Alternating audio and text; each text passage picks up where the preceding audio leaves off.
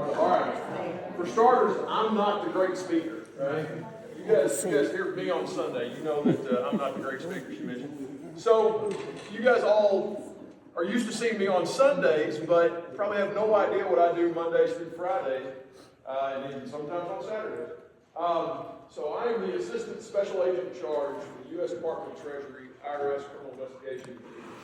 I've got teams all across Kentucky and Ohio that I manage, and those teams do one thing.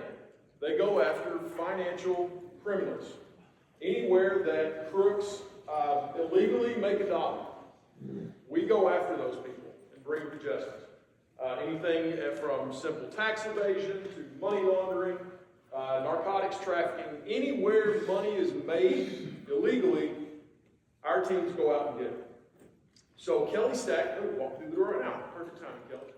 Kelly Stack approached me a couple months ago and she said, Kyle, the speeders are concerned about all these different scams that they hear about, and like email and phone calls and all these things where the elderly are getting taken in these different scams. Can you come and talk to us about identifying some of those and how to avoid them and things like that? I said, Kelly, I can, and I'm happy to do it, but it just so happens the nation's leading expert on elder fraud and elder justice happens to be a special agent on my Louisville team. I said, what if I can get him to come talk? And Kelly said, yes. In fact, nobody wants to hear from you, but you're the only person who can. So if you can get somebody else, that'd be great. Kelly did something.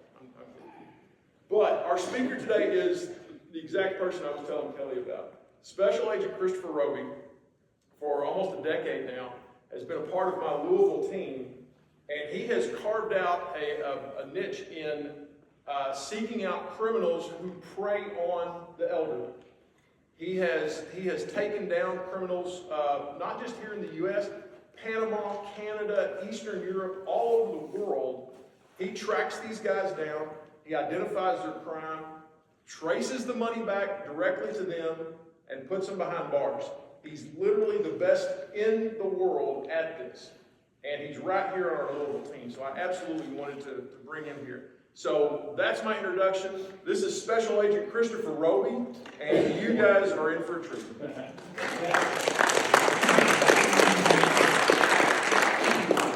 right, folks. So listen, thanks so much for having me. I really appreciate it. Kyle touched on this. Don't believe everything he said, all the good stuff. But some at least is true. I'm very passionate about this.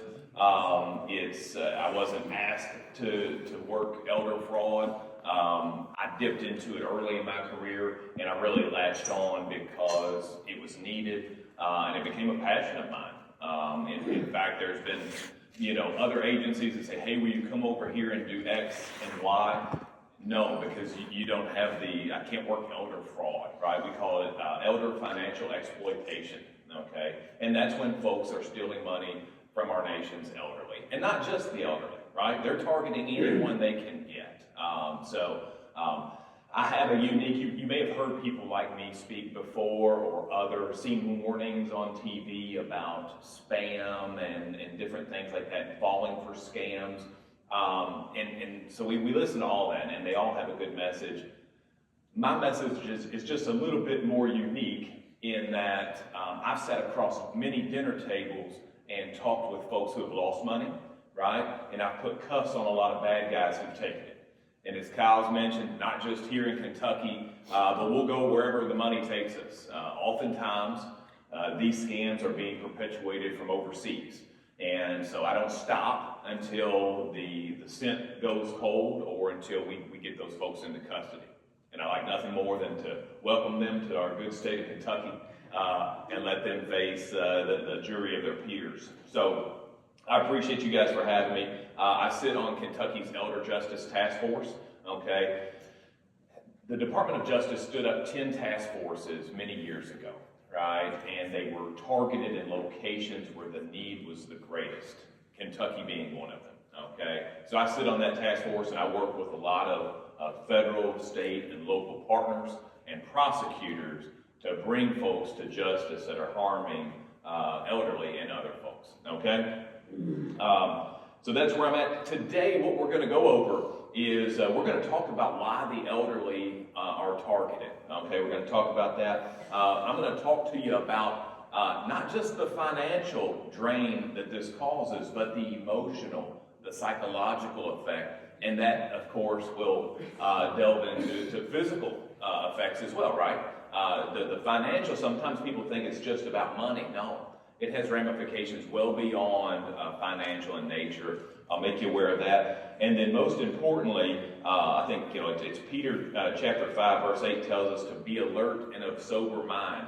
We're going to talk about how to be alert, how to look for the clues to know that, hey, this is probably a scam. And when you think it's a scam, what to do. And guess what? If you're in the throes of the scam right now, we're gonna talk about where you can go and what you need to do to get some help. Okay? So, do I have a question or anything? All right, let's get started. So, here's a question for you. Why do you think these scammers, why do they tend to target our elderly population more than others? What do you think? Gullible. Can be, right? I would phrase it a different way. Trusting, right? More trusting. Because, folks that are a little bit older, back in the day, you could trust people, right? You could even trust people on the phone. Can't do it anymore, right? So that's one, trusting. What else we got? I think of another. Where the money is. I wouldn't say stupid. Maybe I'm going to take all of your own words. I'm going to twist them. Okay? I'm going to say, how about ill-informed, right? Maybe ill-informed, or maybe they've heard enough about cryptocurrency to know that it could be a big money maker, but I don't know enough about it, right? So maybe a little bit ill-informed or out of their element, may not be tech savvy. That's definitely one. What else we got? Where the money is. That was my last one. Excellent. Yeah, where the money is. Typically, our older generations, they're the ones that have the money, right? They have the money. And I'll tell you about a scam. And again, my job here today, and my goal here today is not to scare anyone. I may do that, all right? But hopefully I'm going to give you that confidence to kind of overcome that fear by the end. But I'll tell you about a scam that it's not just a few $100s. It's taking entire savings, right? And in some cases, we've got victims, millions and millions of dollars that they've lost. They worked their entire lives, right? Hard work, did without, sacrificed for their families and for themselves. And these knuckleheads come in with one goal in mind, to take it all, okay? So we're going to talk a little bit about that. And I want you to remember something. Scams can happen to anyone. All right, I've sat across tables from practicing doctors, from former lawyers who have children who carried on that profession. Their children are lawyers. They fell victim to it. It can literally happen to anyone. I've got a victim in New York associated with a case that I have currently who lost $9 million, okay? An idiot doesn't make $9 million, right? And that's not all the money that they have. It's a big chunk of it, but they're still a millionaire despite losing $9 million. So I think it's a misconception out there that, who would fall for this and things like that. Anybody and everybody. And I'll tell you a personal story here. I've been doing this, as Kyle mentioned, for many years.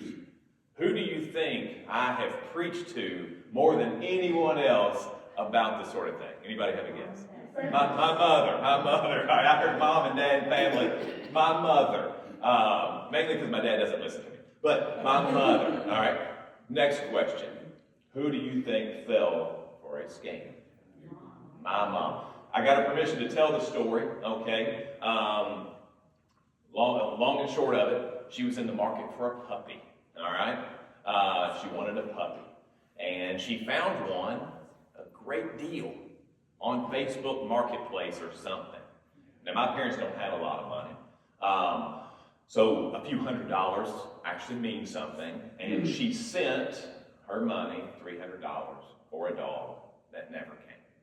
Too good to be true, right? This is one of those, if to put it in perspective, some little fancy breed that everyone wants is what, $1,000, $2,000 for a puppy. So $300 is a great deal, right?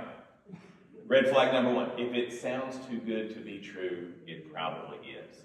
It took a long time for my mom to admit to me that she had been scammed, and I said, Mom, listen, I'm not going to fuss at you. I get how it happens, but I'm going to give you some things that you can do. Anytime someone tries to speed you up, and anytime someone tries to isolate you, those are red flags, right? It's right up there with if it sounds too good to be true. If my mother had looked at it and said, you know what, this is too good to be true, I got to take a step back.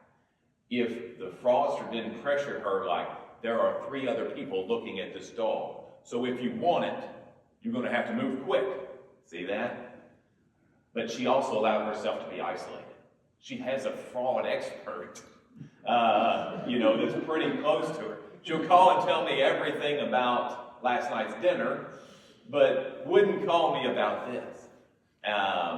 Had she not kind of fallen for all those things, she'd still have her money and not the frustration that comes with it. Now, her $300 mistake is minor compared to most of the folks I deal with, right? They've lost thousands and thousands, and as I mentioned, in some cases, millions and millions. But it doesn't matter. Take this away. If it sounds too good to be true, it probably is, okay? Fraudsters, to be successful, like a tree that grows, a tree needs water and sunlight, right? They generally are going to need speed and isolation. They don't want you talking to your children or one another, the congregation. They don't want that because they will not be successful. If they allow you to slow down and you get a second chance to really think about this, they won't be successful, okay? So those are a couple things I want you to take away from here. And we'll get in. How many of you watched football yesterday? All right, excellent. A few hands. The rest of you knew it was on, right? These fraudsters, by the time I'm here and I'm telling you what I know, they've already changed the plays that they're running, okay? They've pivoted from that. They're running a new set of plays, which means that we can't run the exact same play and be successful, but we can maintain our defensive philosophy, right? Which is look out for that speed, that isolation, take a step back, get you a network that you can trust, right? A sounding board. Maybe that's here at church, maybe that's this group, right? Maybe that's your kids. And before any sort of financial decision, regardless of what the person says, you have until you need to act right now or this deal's out. Do that, okay? You'll save yourself. You won't cost yourself this dream investment, right? You'll save yourself from being defrauded. But look at it that way. The fraudster is going to tell you that once this time period, once this phone call ends, you can no longer take part in this wonderful windfall, right? Don't look at it like that. Look at it like, if I take my time, I can save myself from being defrauded, okay? Do that for me. So, let's talk about it. Let's see, we talked about that pressure. Any demand for payment in an unusual way. Gift cards, right? That's a huge red flag. People still fall for it. Cryptocurrency, right? How many of you know a lot about cryptocurrency? All right. Kyle's hands down, my hands down as well, right? I know enough about it to get me in trouble, right? So sometimes our fraudsters will get you to start dabbling in cryptocurrency. There's crypto ATMs all over the city, okay? They're all over the city. They're in your corner stores and different things like that. And they'll get you to take your cash and put it into a crypto ATM. Why would they do that? It's very difficult to trace. It can move around the world like that, right? And then you call for help. You call the likes of myself or Kyle or someone, the local police. It's tough, all right? We're going to talk a lot about different cases today, some of the things that I've seen personally, but I'm going to tell you, the amount of money that I've gotten returned is very low. It's very low. My success is measured on putting cuffs on these individuals and trying to get to the root source of the bad guys, right? I love to get victims' monies back, and we do get it in part, but it's few and far between. Generally speaking, when a fraudster steals your money, they spend it like they stole it, right? They spend it like they stole it. So getting the money back is very, very difficult. So our main objective again here today is going to be preventing that. Knowing what to look for and getting you to think about, okay, who's my base? Who can I bounce this off of before I make this decision? All right? So that's some of the things that we're going to do. So if they're ever asking for you to pay something in gift cards or any of that, if they're looking for personal information, right? Your social security number, your banking information, your PIN number, your login, things like that, be very wary. Be wary of calls that come in pretending to be the bank or the government, right? I get those too, right? I've gotten a call that says that they're with the IRS and they're coming to arrest me. And I'm like, I know every one of those guys that would do such a thing in this state, and you're not one of them, you know. And we never call. It's odd, but you know, people get scared of that. And again, that's that trusting generation that was like, oh no, I mean, I don't want to be in trouble. You know, I don't want to get in trouble. We're going to get into some of the really manipulative, kind of cruel ways that these guys work. And that's what you got to remember is that we think of fraudsters, they're lazy, right? They're not out working a real job. This is their real job. And some of them work very hard at this job, right? It's how they put food on the table. It's how they buy luxury cars. It's how they maintain this inflated lifestyle on the backs of people just like you and me, okay? So don't think for a minute that, they're lazy. They'll never get me. They work very hard. They work around the clock. I know this because, again, I have put cuffs on them. I've brought them out of different countries, and I've ended up flipping them and having them work for the United States, okay? So let's talk about some different types of scams. First, we're going to have phone scams, right? How many of you have received a call which you think is probably scam? Yeah. For those of you that haven't yet, I think you don't have a phone, right? I get them all the time. We all get them. Absolutely. So be wary, right? The IRS calls, the Social Security calls, Medicare, health insurance, all these different places. You guys are nodding your head, yes, you got them, right? What about anybody familiar with a grandparent scam? Okay, yeah, absolutely. Well, I am too, right? I am too. And long story short, years ago, I got my first call on a grandparent scam. It was a grandmother of an extended family member of mine, right? So he had married my niece, and he called me and said, man, I'd never heard of a grandparent scam before. This is early in my career. Someone has called my grandmother and pretended to be me, and she sent them a lot of money. Now, this poor lady had worked her entire life and had sent, I think, basically all the money that she had. She had lost her husband earlier in the year, and had sent about $60,000 to New York City in increments. So, and it's a good lesson to see how these sorts of cases evolve. I could talk about that case really for hours on end, and Kyle's actually heard it. But long and short of it is pretend to be a grandchild in distress, right? This is Michael, and I need help. I've been in a car accident.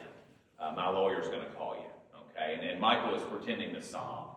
And you, as a grandparent, may have never heard your grandchild sob and call you on the phone, and they're an adult now, and it puts you back on your heels, right? What can I do? What do I need to do? And the attorney calls, and the attorney's like, yes, Michael was in an accident, and he's going to need some bail money. He's up here in New York. Send the money, send the cash, right? So she does, and then the story begins to evolve, because now they've already convinced Grandma to go to the bank to withdraw $10,000. We know she's got money, right? We know that thus far she's fallen for it. So let's evolve the story. Remember, I told you, Grandma, that Michael was texting while driving. What he failed to mention to me is that he was also drinking, and toxicology came back, and now his bond's been increased. You're going to need to send another $20,000. Okay? So Grandma, doing what Grandma needs to do. Oh, and by the way, you can't mention this to Michael's parents. Okay? There's a gag order on this case. And if you were to mention it, you could get Michael in some additional trouble, and you yourself could get in some additional trouble, and that would crush Michael even more. Right? See how we're doing this? It's not just a simple phone call. These guys, again, they work at it. They know. Just like the greatest salesman you've ever encountered, they're selling something different, but they're selling. Okay? So, another 20,000 goes up. The story evolves more, right? Well, not only was, remember the girl I told you that he rear-ended there yesterday? She was pregnant, and the child didn't make it. And so now this is a manslaughter thing, and to be frank with you, the judge is rather upset with Michael. Okay? You're going to need to send another $20,000. Grandma, at this point, has already sent a ton. What's a little bit more? Let's take care of Michael. Calls back again, because they're going to keep doing this until you run out of money or figure that the gig is up, right? Calls back. You know, I told you that the lady lost her child. I hate to inform you that she too has passed, right? So now we've got this lady has passed as well. So now there's 2 counts, vehicular manslaughter. He's intoxicated. He's up in New York. You got to send another 20,000. I don't have 20,000. What do you have? You know, I'll take everything you've ever worked for. I've never met you, but I'll take everything you've ever worked for. How much do you have? 10,000. Well, let me go before the judge. Well, I can't send this. I'll be absolutely broke.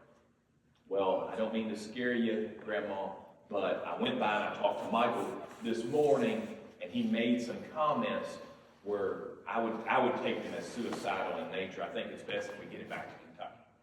Okay? You see what this is doing to Grandma, right? Grandma is like, yeah, that's all I've got is $10,000. That's all I've got.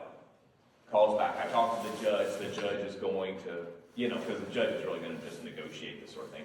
But yeah, we'll do it for 10. Send me everything you've got. She does that. We end up stopping that last $10,000, and this is a kind of a good story in that I stopped that last $10,000 from being delivered, right? And so FedEx put a note on the door. Hey, if you want your package, Michael, it's addressed to Michael. If you want Michael's package, you need to come to our location in the Bronx. Featherbed was the street name. And sure enough, some knucklehead comes in there with an ID saying he's Michael to pick up a package. Well, they already knew the gig was up, and they didn't give Michael the package. What they did do is they captured good surveillance footage of this individual, right? And I got a good look at his face. The camera got a good look at his face. And I ran facial recognition on anybody and everybody I could. FBI, U.S. Marshals, CBP. I called in favors from anybody and everybody. No luck. At one point in that video, though, he turned his head, and he had a Playboy bunny tattoo on his neck. Okay? Never caught the guy. Fast forward a few years later, I was working a different scam and ended up calling, and by the way, I got NYPD involved, you name it, any combination of letters and maybe numbers, I got involved in that because it was personal to me, but with no luck. Fast forward a few years, I was working a completely different case, and I was talking to a lady with the Attorney General's office in the state of Iowa. And Tina Salisbury sent me an email, and she said, hey, these guys are working a scam similar to yours. You should call one of them. It was like 5 guys in New York, New Jersey. I picked out a guy, Emilio Gomez, and decided to call him. Called Emilio. It's clear Emilio and I are working 2 different groups. This is a Friday afternoon, and our conversation's short. But before we get off the phone, I tell him about the Playboy bunny tattoo. And he says, wait a second. Is it on his neck or behind his ear? I'm like, I don't know. He punts this in. It's kind of, I don't know. Send me the photo. Send me the photo again. First time we ever talked, right? He's like, I know this guy, and I'm arresting him on Tuesday. But the problem is they won't hold him here in New York. It's not big enough dollars. Can we extradite him to Kentucky? Then I make some phone calls, and again, welcome here to Kentucky. So it ended up being a happy ending. 3 to 4 years in the making is what that took, and just a chance phone call. You talk about randomly. Emilio is with NYPD. He's a task force officer with Homeland Security Investigations, HSI, up in New York. Emilio and I are very good friends. We've worked now a number of cases together that overlap between New York City and good old Kentucky. And he's met Kyle before. He's come down on some joint cases that we've worked. Really good story. Not all of them end that way, okay? Grandparent scheme. So that is an example of how this thing evolves, right? How it also evolves is when she was defrauded, this was back in 2018, I believe, they were shipping money in boxes, right? And that's primarily out of the Dominican Republic. They'll still kind of have them do that. They use kind of New York City as a huge hub. Well, I was bad on a different piece. That's how Emilio and I knew we were doing something different. He was focused on that Dominican angle. I was focused on a Canadian angle where they were actually sending individuals to your door to get the money, right? Couriers or bail bondsmen, they were sending them to the door. And so I got a call one day that said, hey, and I had never heard of this, right? Of someone coming to the door. $9,000 was out, and I was asked, can I help? And I'm like, well, if I can find, all I had was a tall white guy. Tall white guy came to the door, COVID mask. What about the car, right? What about the car? Didn't see a car. He approached by foot, and he blamed it on the snow and ice. This is February. So I contacted our U.S. Attorney's Office. I'm like, hey, if I find this guy, which I'm not, right? If I find this guy, will you charge him? $9,000 is not enough money for us typically. And she checks with some folks, and she assures me she will, and we get to work, right? And we're able to eventually track this guy down. We figure out what kind of car he is based on Ring doorbell cameras from neighbors, right? We know what kind of car he is. We're working with law enforcement, Hardin and Nelson County. We get a partial tag. We figure out who rented the vehicle. Now we're looking for the vehicle. My task force officer at the time and myself, we just go riding around to different hotels, knocking and talking the front desk and say, hey, is this guy staying here? About the 5th or 6th hotel we get to, the kid behind the counter punches it in and says, right? So now we call up our friends at Secret Service and other things, get them to sit on the car, write some state paper, and eventually we move our way on up and give this individual an early checkout, right? Because he had gone to the door. And we worked this case. He ends up cooperating, playing for Team USA. And we end up working this thing up to those call centers in Canada. The individual who invented this whole going to the door, sending people to the door, we pulled him out of Panama, pulled another guy out of Panama. I extradited one out of Colombia. He was a logistics guy. He was the one boots on the ground telling people where to go and doing all this and converting all this cash, right? All this cash into cryptocurrency, right? So he had a guy from Rochester, New York, arrested him as well. And that guy from Rochester, New York, what he was doing is he was putting the cash into a business bank account, right? This lady was a money laundering expert, charged her with money laundering, right? That's rare. She would take the money, the cash would get deposited in her bank account. She would wire it over to a New York City attorney who charged him as well. He would send it over to Australia, right, get it converted into cryptocurrency, and now our folks in Central and South America and up in Canada, now they can all eat off of it very easily, right? So a lot of luck in that case. I had a whole lot of help to make that happen, but that just shows you the gravity. I had victims all over. I had $275,800 in 2 weeks in the state of Iowa alone. Right? Big time money. We're talking millions of dollars. We took that 9,000 and we turned it into several million, right? And that was conservative. They were defrauding different places. They defrauded an individual here in Kentucky. They would basically target one geographic area a week. All right? Now, how do you think they were getting information on people? Because they're making these calls, and I have to have some bit of information to get you to fall for it, right? How do you think they were getting information? Could be Facebook, right? They were buying marketing leads, right? Just like a legit place. They said, here's what we want. We want someone with a home value of more than $300,000, and when they were working, we want an income of over $100,000. Over 70 years of age. Right? That's what they were wanting. And every week, just like you would think on a huge sales operation, right? Leads are here. Right? I'm giving you some leads. You start making phone calls, and you make phone calls. You guys make your phone call. Everybody's hitting the phone. We're targeting the Louisville, Kentucky area this week, all right? And it was actually pretty brilliant on their part because they're moving in and out so quickly that local law enforcement, it makes it very tough. Because even if they can determine who you are, they're like, well, they're gone. You know, they're out of here. How am I going to work this case? I got one victim of $9,000 and this guy's gone. Even if they can figure out who they are, right? It makes it very difficult to grab them in the act, right? When they're only here just a small window. And they were here a small window for a reason, right? Not only to avoid detection, but also they're operating during banking hours, right? Why would they be operating during banking hours? Because the bank's open and that helps me speed you up, right? If I give you all night to think about it, I might get myself in trouble, yeah? Right? If I come back to you the next day for more money, I might get myself in trouble. So what I'll do is I'll come to the door the first day, and I'm gone like a ghost. I'm not going to park near the house. I don't want you to see what kind of car I'm in. So it took us going to neighbors' houses and trying to figure out where this guy parked and IDing him. So yeah, all these sorts of decisions that they're making are for a reason. So they'll go to your door the first time. From then on, you need to send the money, right? You need to send the money. We're not coming back to that house. So it made it very difficult. I was trying different sting operations in different states as this stuff's going on.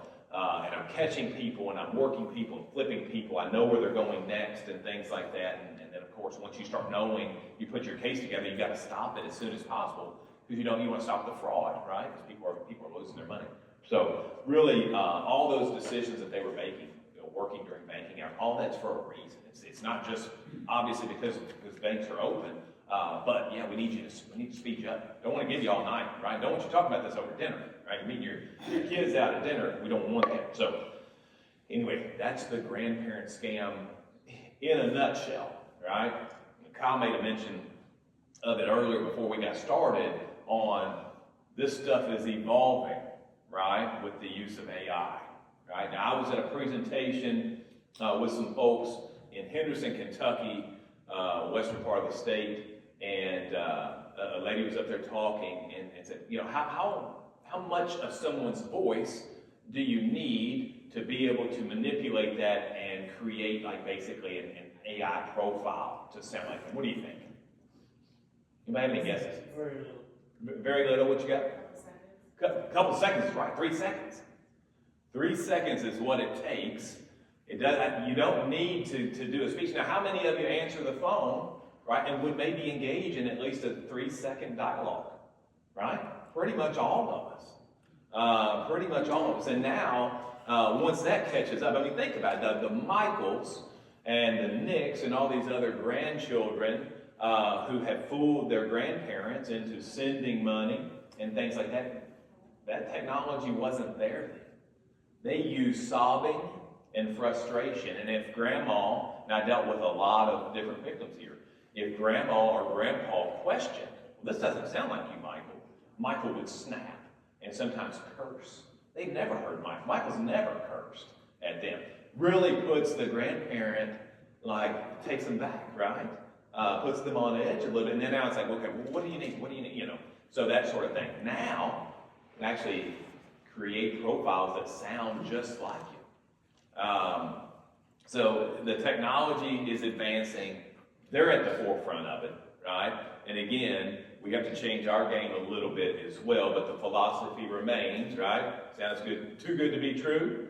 And then the speed and isolation. Slow it down a little bit and talk to someone, right? That will save you. Let's see here. Emails and text messages. Ralph, thank you. Ralph brought these to me. 2 emails that he got. They look very similar, right? They are very similar in that they're both scams, right? They're both scams. One says McAfee, the subscription on the computer, has shared a video. The other one is Social Security Administration shared a video. Ralph got these, looks like about 2 weeks apart, right? Different dollar amounts that they want here. But it says he's been charged $380 roughly for McAfee antivirus, and then $500,000 on a Norton verification. This is coming from Social Security Administration. This looks legit, right? It looks legit. Used to be, You knew it was scam because it was a Nigerian prince, right? With really poor English, and you kind of knew like, okay, this is not, I'm not sending money, right? This is looking better and better. I mean, we've got terms and privacy. We've got all kinds of links here. We've got links to X and Indeed, Facebook, Instagram down here, the icons. It looks to be legit, but it is a phishing attempt, right? It's a phishing attempt to get your personal information or money information. So be careful, right? Be careful with those. Ralph, thank you for letting me use those. If Ralph's getting them, and I know I'm getting them, I'm assuming everyone else is probably getting those as well. You may not be paying attention. You may just, it may be in your spam box and it may go, automatically to trash or whatever. Guarantee we're getting them, right? Because we're putting our emails everywhere out there. Anytime you shop, you do your online shopping, any sort of Facebook or social media profile, your information is out there. And it doesn't take them hacking you to get it. They just need to hack Home Depot or Target or all the other places that we know out there that send you these warnings that, yeah, your data's been breached. I got one just the other day that said, and limited personal information may have been breached as well, including your, I think it was driver's license number, social security number. I'm like, what else is it? What else? Did they get my fingerprints? That's the next thing. But it was, your limited personal information may have fallen here as well. And I'm like, this sounds like everything that I've got. Or a letter from the hospital. Letter from a hospital, again, be careful. If we get a letter from a hospital or an email from a hospital, what should we do? Let's talk about that. What should we do? Call the hospital. Call what you know is the hospital. Now, it's easy to call that number on the email, right? And actually, the route, there's a phone number we can call. It's even in the subject line, right? That's 2, right? There's one here. Oh, service helpline here. This one has 3, right? We can call that number, or we can call the number we know to be the hospital, right? Which one? The one we know, right? We look it up. If you don't have it, you look it up and you call the one that you know is the hospital, not the one that's right there in front of you 3 times, right? So be careful with that. Same with the bank. Someone calls and says they're with your bank or whatever. Again, be very hesitant. Be very hesitant. We'll talk a little bit about someone posing to be bank personnel here in a minute, and how that kind of works and how people can fall for it. Call your bank. Go visit your bank, right? It's worth it. It's worth it. And by and large, nothing is such urgent or so urgent that you would need to do it right then on that very phone call. Again, slow it down. Yeah. Well, I had one that said it was the sheriff's department. Yep. You know how a lot of times if they call you and you think it's a scam, you don't know, you try to call their number back. Mm-hmm. It'll be nothing. Right. But this one had even hacked into the sheriff's department, and when I called it back, it sounded truly like it was the sheriff's department. Yeah, so good point. There are ways that we can spoof phone numbers. We can spoof phone numbers to where your caller ID may say JCSO, right? Jefferson County Sheriff's Office, something like that. You call that number back or whatever, Jefferson County Sheriff's Office.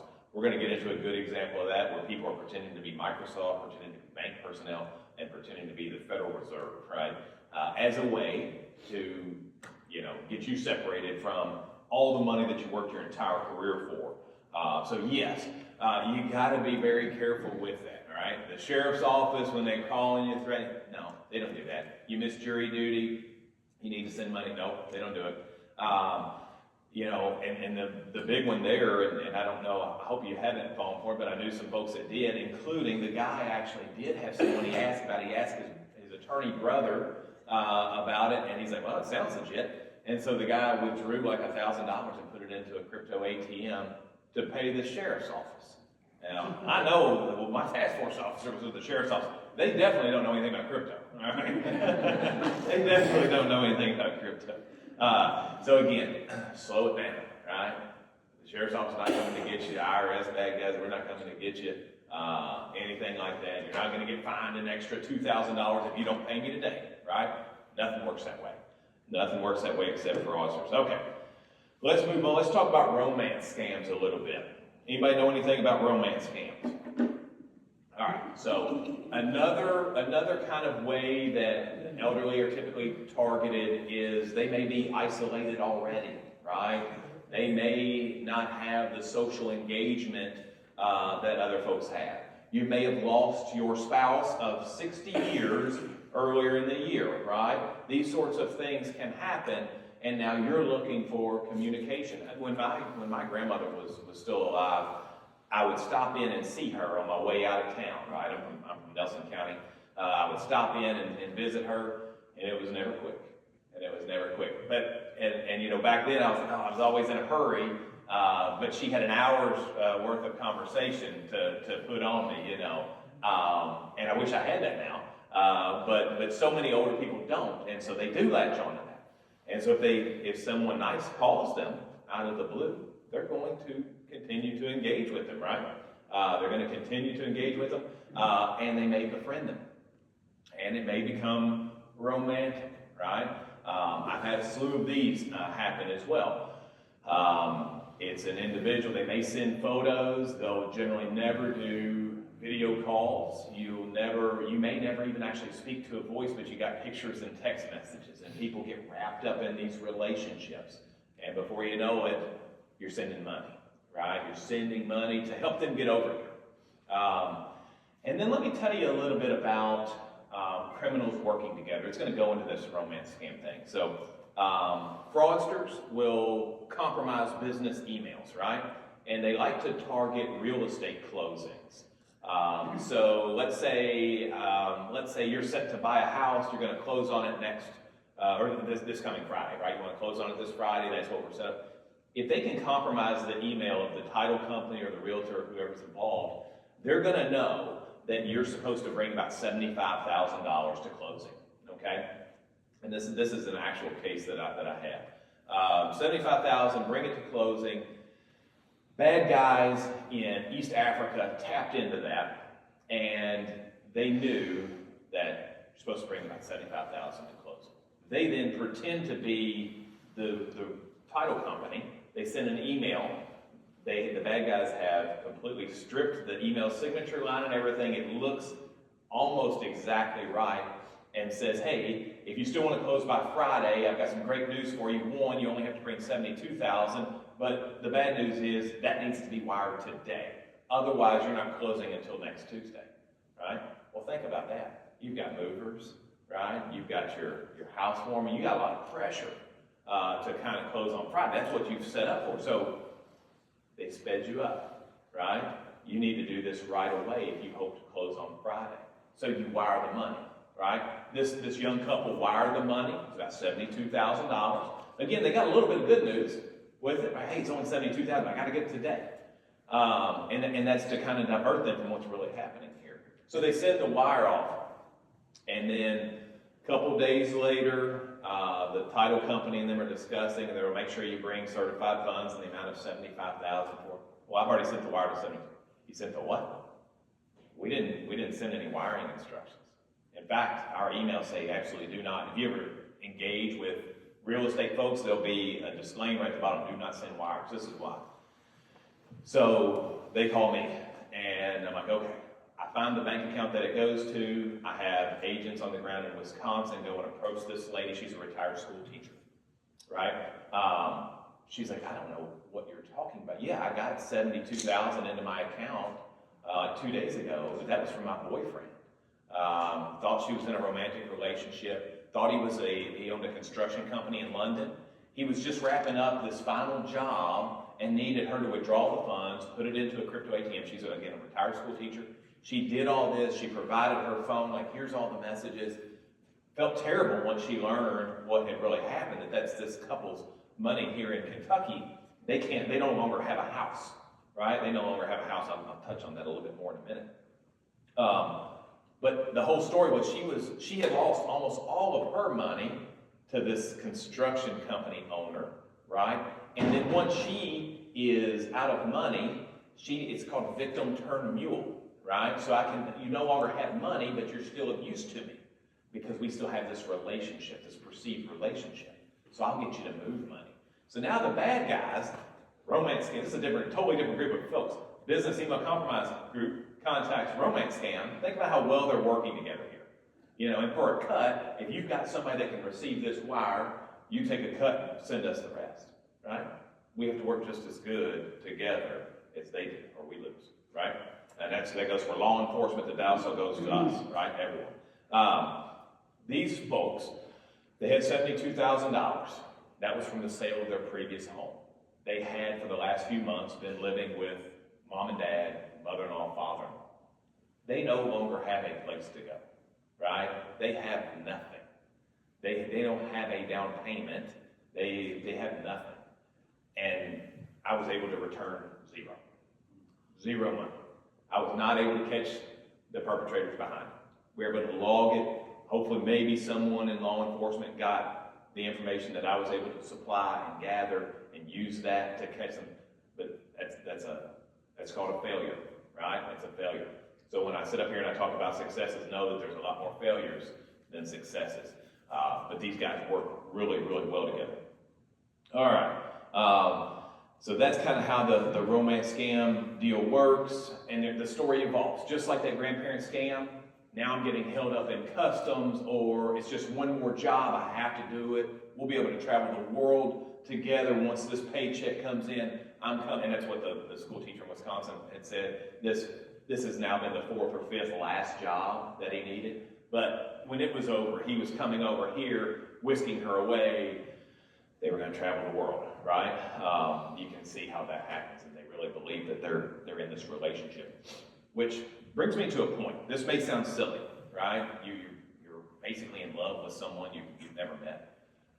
There's been a number of times when I've come to approach someone and say, hey, listen, I know for a fact you're being defrauded. This person's not real. They've never met them, right? They've never seen them. Maybe a photo, sometimes not. And they get frustrated with me, and they continue to send money. And that always bothered me, that I'm not more credible looking than I am. But it took talking to a criminal psychologist, and it started to make sense. To believe me means that you're out of money, you're an idiot, and there is no love. But if just a sliver of what they say is true, there's still a chance. Which one of those are you taking? Right? You're not going to believe me. You're not going to believe me. They're going to keep working to send as much money because they've already invested so much. Which brings me to my next scam, investment scams, right? I've taken these the distance. We've made several arrests on investment scams, took one to trial. He's on the run from law enforcement currently, despite being convicted at trial. But it was the premise of you can double your money, right? It was an investment into an opioid clinic, right? Sounds good. We've all heard. Again, how many of us in here are opioid experts? Probably very few. But you know it's a problem, right? And you know that it's a serious problem that the government supports with the assistance and things like that. So if I send you this wonderful portfolio on what this prospectus, right? This investment prospectus, we can turn, your $50,000 investment into its projected here, 110 in just 5 years. Where else are you going to make that kind of money? Had a case like that, defrauding like a 90-something-year-old here in Louisville.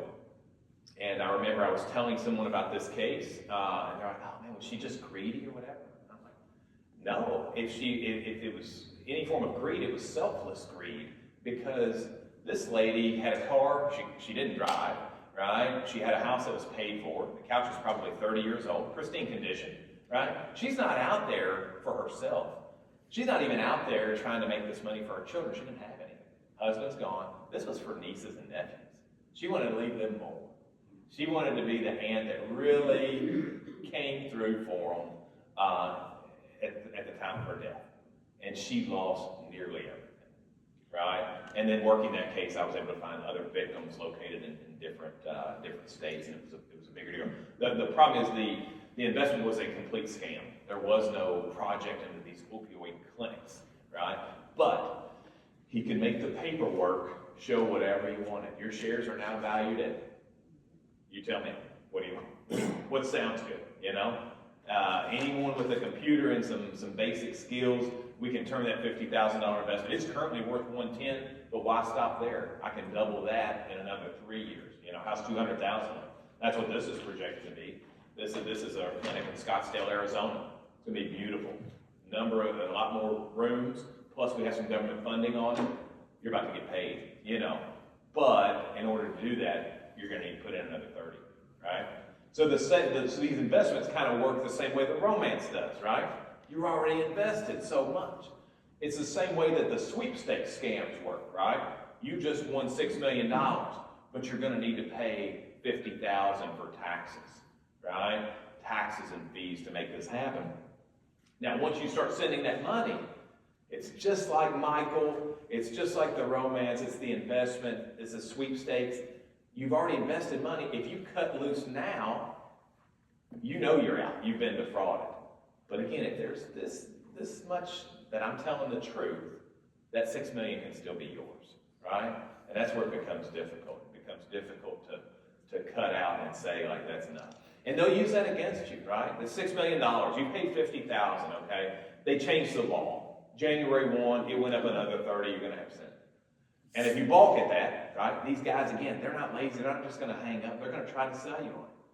So wait a second. You're gonna give up the $6 million for just 30,000 now?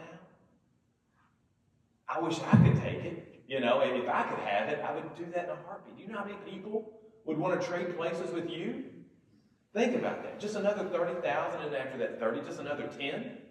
$10 more thousand dollars than the $6 million is yours. Why would you stop now? You realize that you'll lose that other 50, right? You'll lose that now 80. For $10,000, you're willing to, not only are you losing $6 million, but you're losing 80. I can't really let you do that. You see how that is convincing? And now you're like, well, yeah, I guess I better send it. All right, so that's another one I wanted to touch with you. Again, guaranteed investment returns.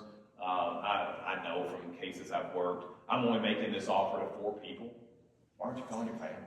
Why aren't you calling your college buddies? If you only got 4 people, you can do this offer. You're calling me here in Kentucky, as opposed to someone that you know or love. Better yet, if it's that great of a deal, I don't know, put it in your wife's name or your cousin's name. I don't know, but you would do something else, right? But that's a way to kind of speed you up. This deal will only last today. It's today only. So look out for those sorts of things. All right. We're wrapping up. I just got a couple minutes. I might go over. Everyone cool with that? All right. I'm on the clock, and he's my boss, so I can go long. But, you know, what's the takeaways here? What are some things that you can do to protect yourself from scams? We talked about what is it? Slow down. Slow down. I like it. Slow down, right? Slow down. If a deal sounds too good to be true and it's today only or it's this phone call only, no. You didn't cost yourself this great windfall. You saved yourself from being defrauded, all right? So slow it down. What else? Don't allow them to isolate you, right?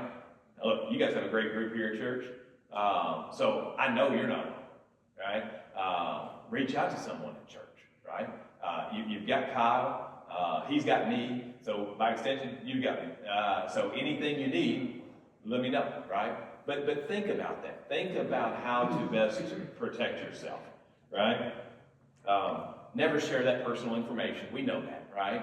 I think by and large, people are pretty good at that. Don't share your social security number, your bank details, your passwords, things like that. All right, so let's talk about you falling victim to a scam, right? What can you do? What can you do? You didn't slow down. You maybe allowed them to isolate you. You bid on something that was a little too good to be true. What do we do now? What do you think? You can call me, absolutely. You can call me. And I'll take it personally, right? In fact, I'll tell you a funny story. I actually got accused by a defense attorney for making it personal against the knucklehead fraudsters. I did, you know, it was personal. I didn't really care. I was like, that's kind of a compliment. So stop communication with the individual or individuals immediately, right? Do not send money. Save any messages, emails, voicemails that you have, and report this scam. All right. Now, generally, you can report it to local law enforcement, right? They're pretty busy, but they will file a report, right? I then come in, like I did with that grandparent scam that started out 9,000, we turned it into millions, we reached all over the United States because reports were filed. That's how I know $275,800 worth of victims in Iowa over a 2-week period. That's what I had. Now, there was more money than that stolen because I was able to follow the money, but that's what I had, reported victims, okay? So, do that. Contact your bank or credit card company, right? Let's stop the bleeding. Social Security Administration, if they were involved in this, that's good. FBI has IC3. It's Internet Crime Complaints. It's an online repository that anyone can file a complaint. FBI IC3, okay? You can log in on there. I use that as well, right? Because if I've got, and I'll talk about this gold bar scam here in a minute, I'm now searching for areas, looking for keywords, gold bar, I'm finding victims, I know my bad guy's in this area, you're a victim, let me call you up, how tall was the guy, right? As you'll hear in a moment, the guy that I arrested on that was 6'9", all right? So you'll probably remember it, right? Like, he was really tall, okay, we're tracking. So anywhere you can get to document. Now, one thing that's difficult, but you can do, and I would encourage you to do not only for yourself, but for everyone, is share your experience, right? It can be therapeutic, right? I understand it can be embarrassing, right? But it can also save the next person. That's when I asked my mom, like, hey, you mind if I use this story or whatever? She's like, I don't know what you're going to talk about that for. And I'm like, well, it's not for you and not necessarily for, I got plenty to talk about, right? But I want to help people.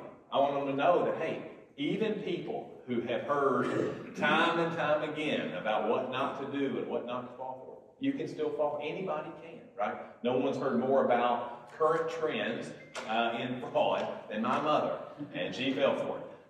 And so share your experience with other people.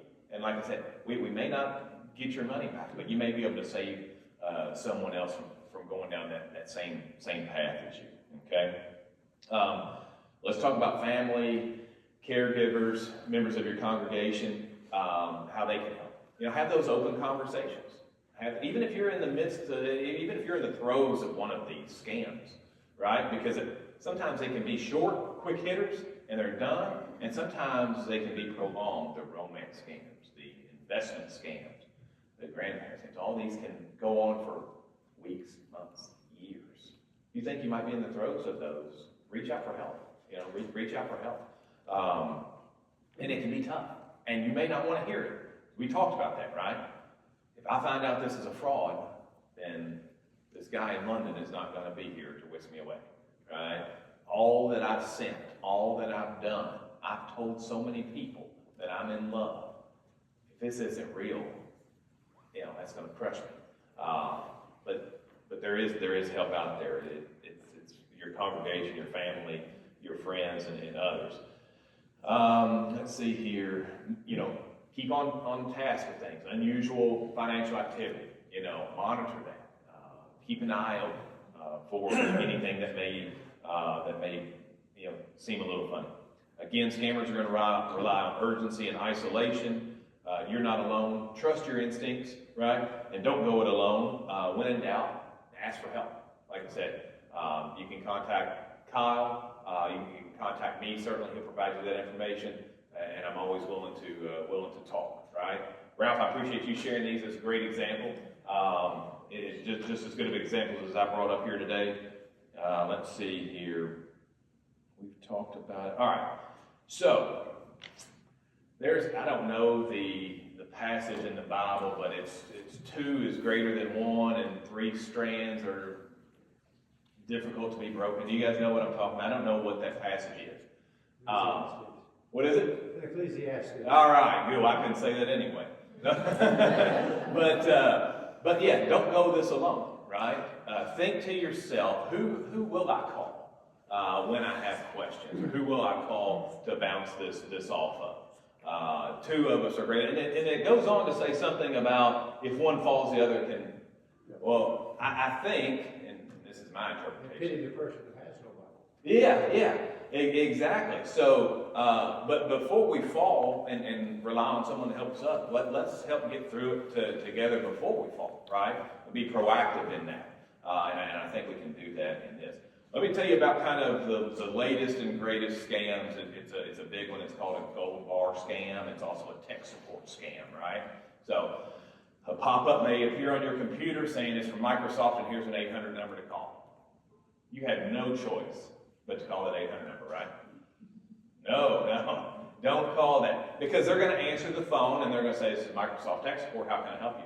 Well, I've got this blue screen, I've got error code 42-B, looks like a zero or an O. Okay, yeah, we know what you're talking about. Okay, let me see what's going on with your computer. And they start in on you, and they tell you a whole host of things. People are trying to tap into your computer.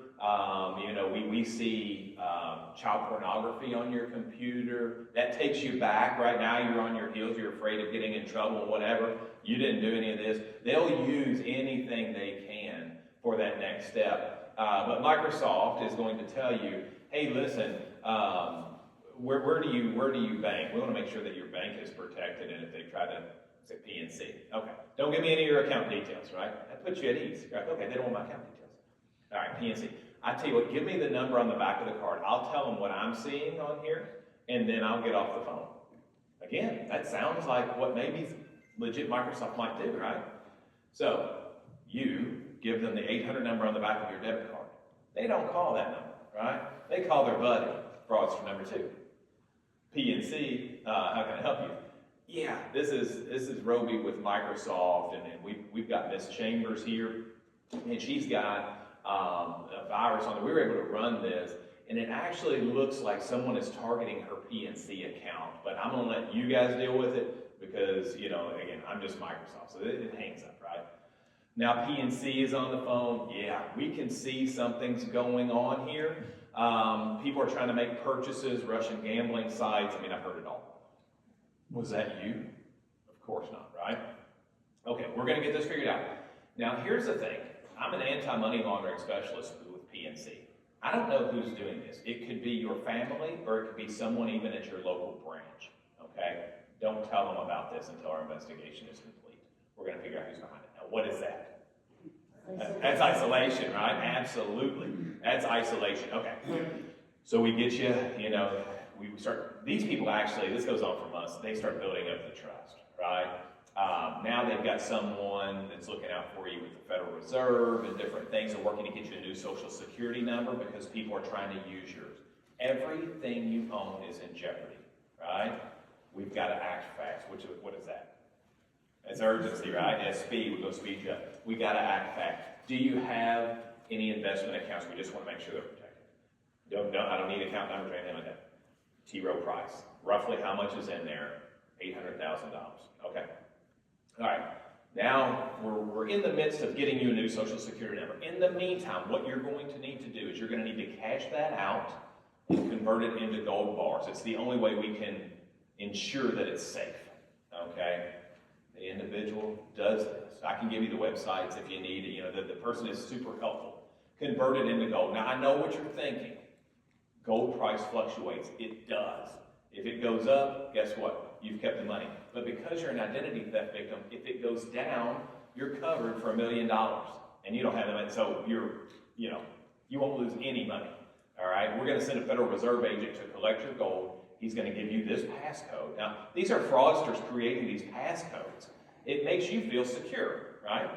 My mom one time told me that she got a call and the guy had a badge number. I'm like, well, anybody has a badge number. Anybody that wants to have a badge number can have it. All of you all. Say your badge number. No, anybody can have it. But they do all these things to develop your trust. You believe that this is the way that it would really work, right? Special coded language and special codes to release funds. This must be how it really works. And again, they're building trust so on, as it goes. So they're saying things like, hey, real quick, and they're checking in on them very regularly, right? Just for isolation purposes, right? That way they know if anything's up, if anything seems off. But, checking in on you, did you happen to file for a loan, an $80,000 loan at Wells Fargo yesterday? Well, of course not. We didn't think so, and we put a stop to it, right? Building that trust, right? All these things, they're looking out for me. They're going to take care of my life savings, my $800,000, which is now converted into gold. Why did the bad guys convert it into gold? very difficult to be traced. Isn't gold bars, aren't they serialized? Yeah, no one writes it down, right? It's like a bank. All your banknotes are serialized, right? Who writes that down? No one. Except us when we do like undercover stuff. But anyway, so we can actually follow specific bills. But yeah, no one does that. Gold can be melted, right? It can be transformed into other things, and it has worldwide appeal, right? It has worldwide appeal. So that's kind of the latest and greatest. But I urge you, if I'm up here telling you about scams, it's because I've already investigated them, and I've already probably made arrests, like I have in the gold scam case, and still working that case. Bad guys are pivoting, right? As soon as I start locking people up, they start doing things a little differently. When they started sending the bail bondsmen to the door, we started picking them off. They changed it. They then sent Uber drivers, unsuspecting Uber drivers, to go grab packages and do different things. So they're constantly evolving, and so we have to do that as well. So just because what I'm telling you today, you might not see it just like this, okay? You probably won't. But the philosophies remain, right? The speed and isolation, the too good to be true, those things are really universal in all these scams. So if you keep those things in mind and keep each other in mind, I think you'll fare very well. Any questions? Yes? If those things pop up on your screen, how should you get rid of them? Yeah, excellent question. So I'm not a computer guy. I would take it to a computer specialist. I would try a restart first. I mean, I know that sounds silly.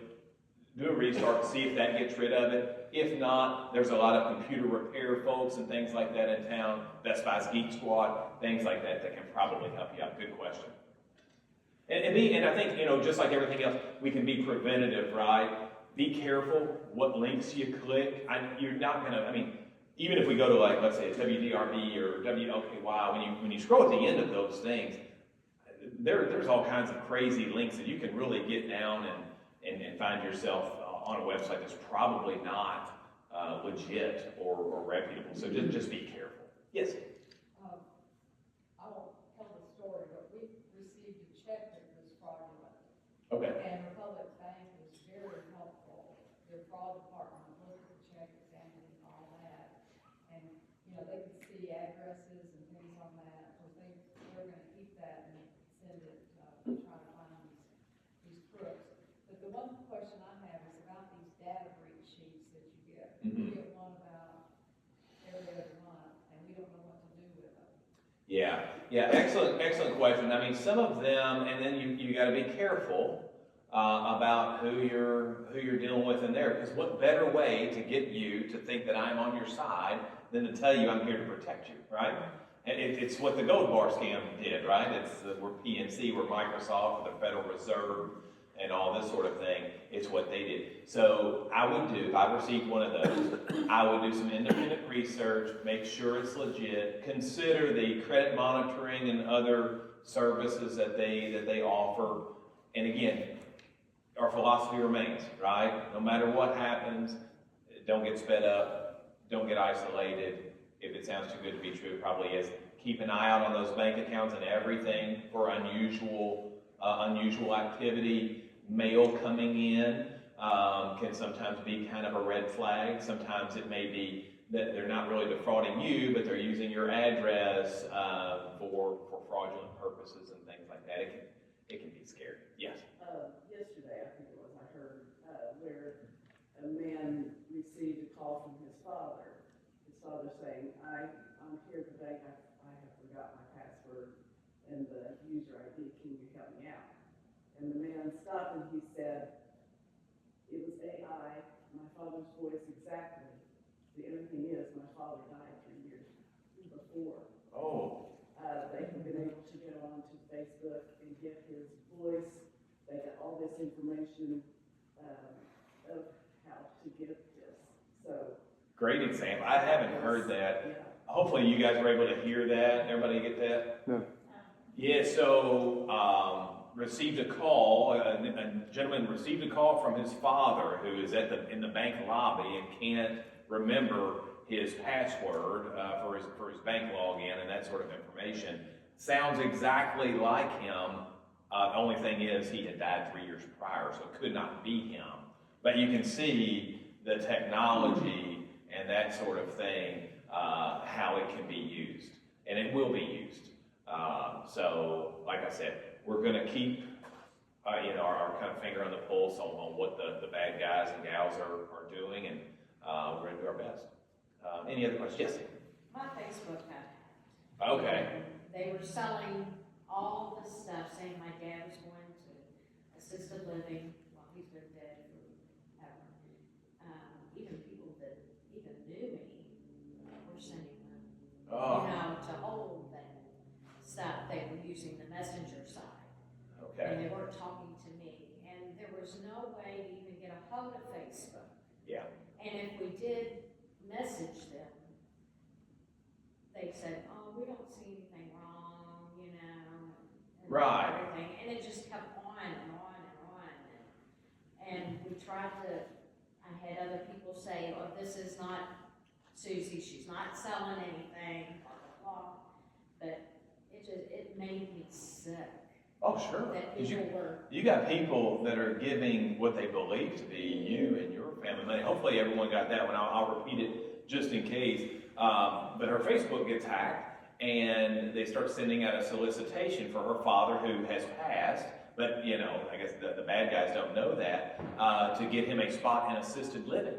And now people are making donations. She can see it on her messages that people, even the ones that really know her pretty well, are trying to help her out. All that money's going to the fraud folks. well, they had changed my password, I couldn't see anything. Oh, okay. So she couldn't see People anything. were calling me, and they had already done it. Yeah. And then they got to thinking, oh, Wait a second. yeah. Yeah. And I said, I'm sorry, Yeah. Were you ever able to get a hold of your Facebook account again? No, I had to reopen another one, and I don't even know if that one's still going or not, because I've tried to report it, and nothing's been done. You're locked out now. Uh-huh. I'm not a social media guy. I've never used it except for like investigating people. I don't use their social media. You're not the first person I've heard. The first that solicited funds, but I've had students before, because I teach at Bellarmine here in town.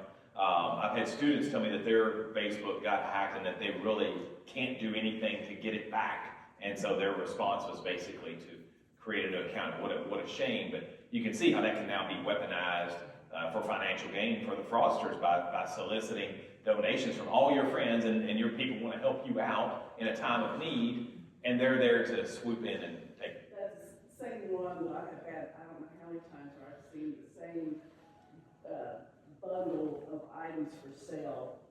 The people are always going out of town and won't be back in town for 10 days, but send this money and I'll save this hot tub for you, or luck, And that, which one is that? Oh. As far as like what? Yeah. Too good to be true? Probably right. Speed you up? Absolutely. But yeah, I've gotten emails like that from my university account where, grand piano, for example. And I don't want a grand piano. I can't play a piano, but I opened the email, right? Because I was like, man, this sounds like a good deal.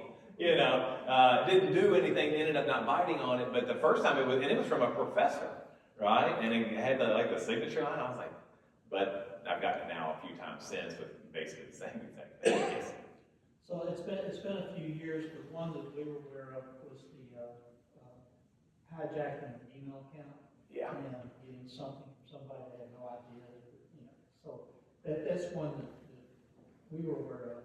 Also, I would warn everybody, do not use the snail mail post office boxes that you see out around town. We were victims of that, hit up quite a bit, and, which we did get back. We got the money back. Okay, good. But also, so I can guess what the answer to this is, but you said that 9,000 was too small amount to follow up on, or whatever. Is that because there's so many cases, or For the feds. for the feds? Because typically what we do is we have like an amount here locally. It varies. So if I called Miami with a drug case that was $50,000, they'd be like, you're gonna have to call the locals, and they might do it. Here, that's a bigger deal, right? Certainly our local folks, state folks will get involved in that. Federal folks, maybe not. It has to reach a certain level. Here in Louisville, typically for a case to go federal, it is generally going to be like $100,000 or so. But again, that's generally, we got them to open one up on 9,000 just because it was compelling. But again, that's federal. Local, they have a lot more discretion on what to use, yes. You know, when on my phone, where I get texts all the time that I'm pretty positive is spam, I will delete them, and it will give you an option to just delete or delete and report as spam. Correct. So who does that report go to? That, well, if you're doing it on your phone, it's your phone, and so your phone is using algorithms to block that kind of content in the future, and taking that and kind of registering like, okay, this has been reported spam by so many people, or this individual believes this is spam, we're gonna work to block this Well, number. sometimes I'll answer the call. Yeah. And I'll answer and I say, Sheriff's Department, how can I help you? Yeah. Do they engage with you? No. Yeah, they usually don't want to, yeah. You know, that one is someone you already know that it's fraud. I do want to touch real quickly on that, the blue boxes, right, with the mail theft. It's rampant. I'm not with the Postal Inspection Service, but we have a lot of agents. We work closely with them, and I work on some stolen fraud, some stolen check cases with them.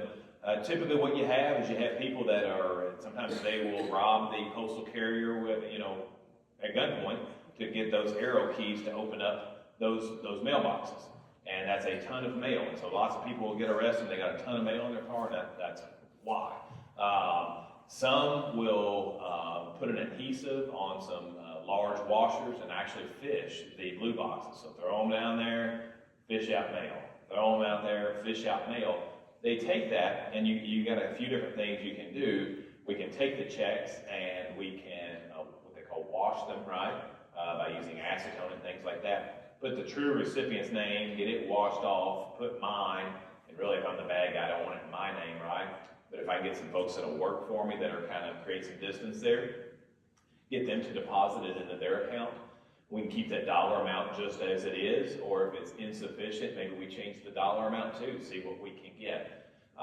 They will also steal your check information, particularly a business, and then try to create additional checks, which is printing them from scratch with a lot of the same identifiers, all the account information, in hopes that it goes through. And these can be checks, we see them come through 50,000, 300,000. They'll grab U.S. Treasury checks. They'll do all that sort of thing to try to get. So yeah, be very wary of, unfortunately, using blue boxes. You have to be very careful. And that's another good point is like, be careful about what you throw away, right? Because we don't do it often, but sometimes we do trash pulls as a part of our investigation, right? To figure out maybe what you're into, where you bank. Bad guys can do that too, right? They can pull that information out. Think about what you're throwing away. What does that give someone? It can give them a lot of knowledge to help them create some confidence in whatever story they're trying to spin you to defraud you. We don't see that a whole lot here locally because to do that sort of thing, it takes local boots on the ground. It's a messy job to go through someone's trash. It's incredibly messy, and a lot of these frauds are perpetuated overseas. But they don't really work without boots on the ground in some capacity. Any other questions? Yes? The dark web, what is it and how do you get on it? Okay, stay off of it. So the dark web is basically a marketplace for anything and everything to include a slew of illegal activity, right? You can buy drugs there, you can pay for hitmen on there, you can do anything and everything on the dark web. Yeah, it's a mess, right? Don't get on there. You won't get on there by accident. It's kind of a convoluted process, but much like Amazon, you have sellers and sellers have ratings, right? We look at that sort of thing, right? eBay, we look at sellers' ratings. The dark web has similar ratings, and that makes it difficult for law enforcement to infiltrate and set up sting ops. So we did have a case here where an individual was pressing fake pills and selling them on the dark web, and we were able to overtake his account and that led to a number of arrests throughout the United States as a result. But yeah, so it's kind of an anything goes. You know, if there's no legitimate reason, the regular internet will get you in enough trouble. Don't mess with the dark web. All right, good, excellent question. Yeah. I get a lot of political advertising, and they all want money. Yeah, oh yeah. And, but, you know, and then I'll get, after I get, if I gave money to it, a day later, you know, somebody will call me from that unit and say, hey, you didn't get your check in on time. You need to give me some more money, you know. But they'll just follow up and follow up. I just quit answering the phone. Yeah, not to say that politicians are fraudulent, but when it comes to raising money, the way fraudsters, you know, like the grandma, Michael's grandma, right? They knew, okay, she believes in what we're doing, and she's willing to send money. Let's see how much we can get, right? It's the same thing. Yeah. I continue to get a lot of emails now where people say that they want me to, they have job openings. Oh, yeah. And I mean, well, just every day.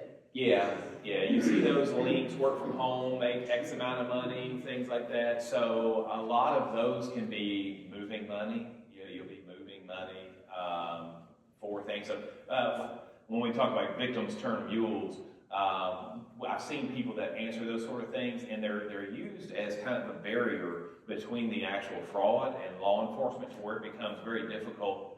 It's another layer, another step for me. I have to go through you now and figure out. It's almost like working two cases, right?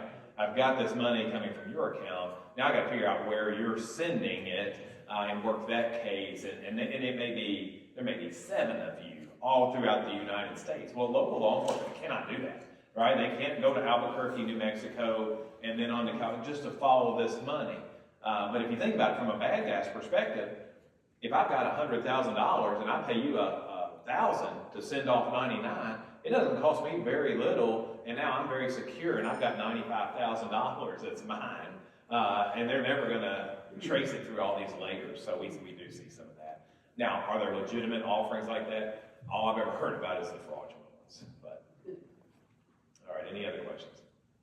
I'm just a little confused about Michael and his grandmother. Yeah. Why doesn't grandma call Michael? Okay, excellent. Well, he's in jail, right? So, now again, she believes this, right? So you got to remember, she's in utmost belief that she's talked to him. He's locked up. You're going to have to talk to my attorney until I get out of here, right? So why call? You know, I won't be able to. And maybe he says something like, I won't be able to call you until I get, until I get out of there. Now, the way that she didn't call the parents is because they have a gag order in place. If you remember, they caution, now you can't say anything to anyone. There's a judicial gag order in place here. That means the bank and his parents or anything like that don't want to get you in more trouble. Certainly don't want to get Michael in some additional trouble, right? But listen, as soon as we get him out of here, and he's of course going to appear to his court appearance, you're going to get your bond money back. At that point, you can tell anybody you want. I mean, it doesn't matter. So see how I can make you that kind of promise? So if you were to ask me, like, well, why can't I tell you? Well, because that's why, right? But don't worry. As soon as you get your money back, he's going to show up, right? It's Michael. You know, I know Michael. You know Michael. He's going to show up. You'll get your money back. You can tell whoever you want. Okay? But that's, and the bottom line is, any of this stuff, they all have great answers. I've done the phone calls, recorded phone calls with the victim and things like that. Another thing, so they'll develop kind of a relationship with you, right? They'll also begin to kind of know you and kind of know what is normal for you. And I've had like law enforcement there on recorded calls, and the bad guys know because you now sound a little different, or you're pausing between answers. They're listening. They're not, sometimes their greed blinds them, but they're looking for clues on is law enforcement there. And the gold thing, they wanted pictures of the actual gold, right? To make sure it's not staying out, because the government is not, well, we do actually have some gold that we're using for purposes of catching these folks, but generally we don't have a ton of gold, right, laying around that we can send you a photo of it. So if we can send a photo of your hand in this gold, then I know you've got it. And that probably is not a law enforcement sting off. I just wanted to kind of end with, this happened in Oakland County about 6 years ago. A couple had moved to Oakland County to be near their son, and their son was an ER doctor that I worked with. And he had a stepdaughter, and supposedly the grandfather got a call from his stepdaughter, or step-granddaughter, that she needed $15,000 because she got into trouble and she didn't want to tell her mom and dad. And he ended up giving it to her. And then he kept getting calls, and finally, the ER doctor that I worked with, he got a little bit of information about it. So we went to confront his father about it. And this shows you that people that get used like this do not want to tell anybody. And so when this doctor got to his dad's house, his dad blew his brains out with his son standing out on the floor. For $15,000. Yeah. Yeah, so, and that's a good point because, you know, again, we talk about this as a financial crime, right? But it has ramifications well beyond financial. And I've seen where now you let your family down, right? So in some cases, the elderly person, the inheritance is gone. And now I become further isolated, right? I become further isolated. Then you got that psychological and physiological impacts that then present themselves physically. And it's a downward spiral. So I'm glad that you mentioned it. Yeah. I also want to mention about this being in a jail situation is that it can be very difficult to try to communicate with somebody that's in jail. Oh, sure. Somebody that a friend of mine just had to deal with that with his son recently, and it took him 5 days before he could finally actually talk to his son in jail. So that could be a barrier also. Oh, yeah, case in point. I needed to verify that an individual was in prison in Pennsylvania. I'm calling from law enforcement, and it takes me a day to get confirmed that this individual is there. So yeah, it can be rather difficult. And then they'll take advantage. I mean, think about all this stuff is kind of structured around it being successful, right? It being successful. Now, if Michael in that situation, if he pulled into grandparents' house during this, that would throw it off, right? And there are. This thing, it's fishing. They don't catch every single one. Those leads, right? They're hitting so many calls. They're just hoping to hit the right person. I think lots of times my victims, when I sit and listen to them, they'll have stories beyond just that they were defrauded. It was like Michael's grandma, who she had lost her husband of 60-some years earlier in the year, right? Now think about that. She had him for the last 60-some years. She was also recovering from a back surgery, a back procedure. So all these things, and so sometimes we think, okay, well, I'm good, I'm sharp, I'm not going to fall for this. But sometimes in your weakest moment, you may not be of clear mind, and that's why we always got to be thinking and working together on it. After my husband passed away, it wasn't 2 weeks, I started getting all of these invitations from Facebook from these men all over the place. Yeah, right? Why? Yeah, because that's an opening, right? How do they know that? Obituary. Yeah. I use the obituary to track people and develop relationships, like to determine how someone's connected to so-and-so, where they may be. And think about what an obituary tells you. It tells you everything. It tells you where you're located, and it can tell you your spouse's name, it can tell you your children's name. I've used it to track people down and figure out where people are. People have used it to engage with you on Facebook. Tells your family history, what all you've been involved in. May tell you where you worked, right? All this sort of thing. It can tell you a slew of different things. But yeah, those are romance scam leads. They peruse obituaries. We're better, right? You've had a spouse for so many years. We know that when we lose a spouse, right, there's going to be some isolation there. And the fraudsters say that's what we need, right? So if I've got you isolated and I can speed you up, I'm going to be successful. All right, excellent. Well, listen, I really appreciate you guys having me this morning and for you guys coming out in the cold to hear me talk. anytime, we need to do this again, I'd be glad to come out. And as I told, I think Martha earlier, and if you don't like me, we'll send someone else, right? We'll be glad to do that, but I really do appreciate it. Kyle, thank you for putting this together. A couple of final notes and then give it back to Martha. Roby hit on so many great points here, and a lot of tons of wonderful examples. The key points, and he emphasized them over and over again. If it sounds too good to be true, if someone's coming to you, if they're soliciting from you, right? You didn't go out looking for something, they're coming to you. And if it's too good to be true, it's not true, right? If they're trying to speed you up, slow down. And here's the big one, if they're trying to isolate you, engage with those around you. We're in a great spot, right? Because if something doesn't look right, come to me. I mean, this is literally what my teams do. I've got Roby on speed dial. Come to me. Don't be embarrassed. Don't feel isolated. Talk about it. If you get one of these where, you missed jury duty and now we're going to come arrest you. First of all, we don't tell you when we're coming to arrest you. Roby and I will have the cuffs on you before you know what happened. So we're not going to let you know. But the jury duty thing, the sheriff's office thing, all like that. Who do we have right here at church? We got Judge Crosby. Go to Jerry and say, hey, and he's going to tell you, no, delete, erase, hang up, right? We've got these resources. Do not feel isolated in this because it is. It's truly happening everywhere, all right? Thanks to Roby, Martha.